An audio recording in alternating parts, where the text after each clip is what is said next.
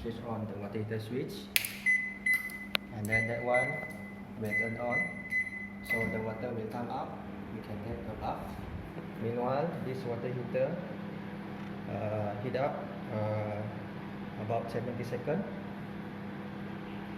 Okay, if the water over here, the sensor water heater will send it, the light up will on. If not, they will turn off the water sensor, so the software will stop immediately. As we can see, this is the current resistant water heater. So if this one will rush, so the water will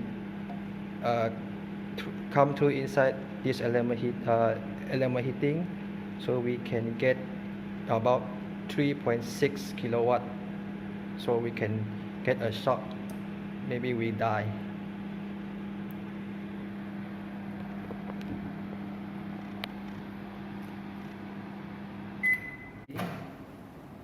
For our system,